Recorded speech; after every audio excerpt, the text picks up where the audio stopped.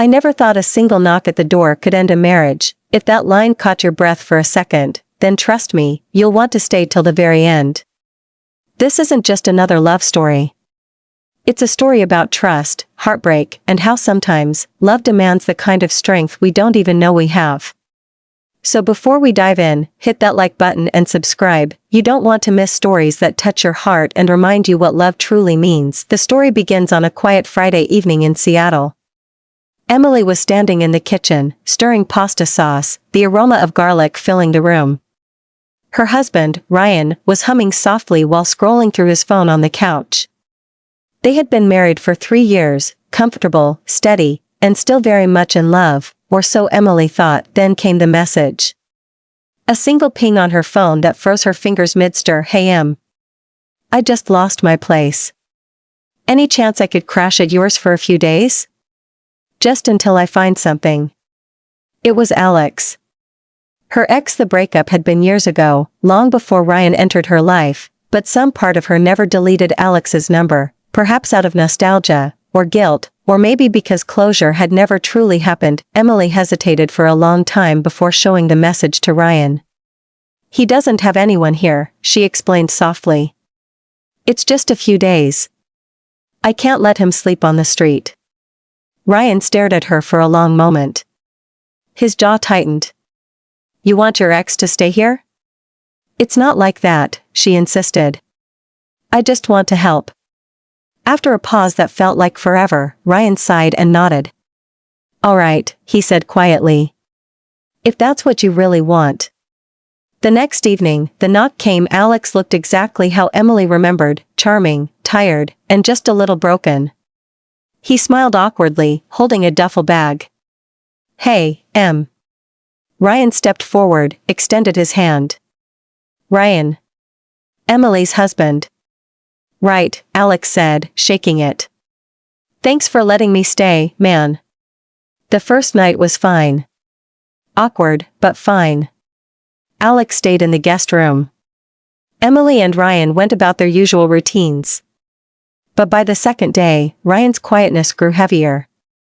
His laughter faded. His eyes lingered longer on Emily, as if he was searching for something he didn't want to see. Alex, on the other hand, was too comfortable, laughing at old jokes, recalling memories that once belonged only to him and Emily. It wasn't romantic, but it was familiar, and familiarity is a dangerous thing when it stirs the past. That night, Ryan didn't sleep. He sat in the living room, staring at the door of the guest room. When Emily woke up the next morning, she found him making coffee, his suitcase open beside him. "What are you doing?" she whispered. Ryan looked up, his eyes tired. "He's staying here, Emily."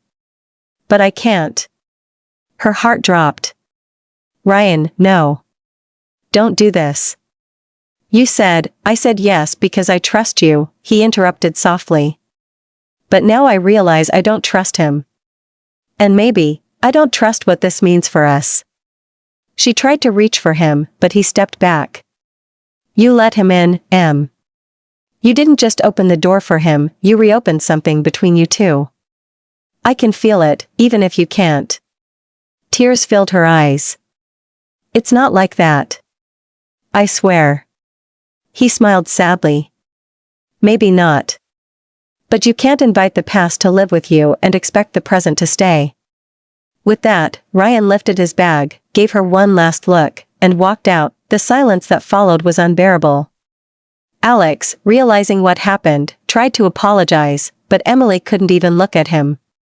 "You should go," she said through tears. After Alex left, Emily sat alone in the empty apartment, the same apartment that once echoed with laughter and late-night talks about forever. She thought of Ryan's words again and again. "You can't invite the past to live with you and expect the present to stay." Weeks passed. Emily texted Ryan countless times, but he never replied. Until one rainy evening, a message finally came. "Meet me at the pier. 6 p.m. She ran through the drizzle, heart pounding. When she found him standing there, soaked but calm, she barely breathed his name. "Ryan," he turned slowly. "I needed time," he said quietly. "To understand if I was angry because of Alex, or because of how easily you chose to bring him back into your life." Emily's voice broke. I didn't choose him, Ryan. I chose kindness. I thought I was helping someone. He nodded. And maybe you were. But sometimes, kindness can look like betrayal when your partner's heart is on the line. For a long time, they just stood there, rain falling between them. Then Emily stepped closer, placing her hand on his chest. I'm sorry, she whispered. For not thinking about how it would make you feel. For not protecting what we built. Ryan closed his eyes, taking a shaky breath. Then he pulled her into his arms. I missed you, he said softly. They stayed like that until the sky turned purple and the rain softened to mist. Months later, they were stronger. Wiser. The guest room stayed empty, but not their hearts. Emily learned that love isn't about grand gestures, it's about the small choices that show your partner they come first. So if you're watching this right now, remember this, the past only has power when you let it back in. Protect your peace. Protect your love. And never forget, trust isn't something you rebuild with words, but with choices. If this story touched you, please give it a like and subscribe for more stories that remind you how fragile, and yet how beautiful, love can be. Because sometimes, the most powerful lessons come from the moments we almost lose everything we love.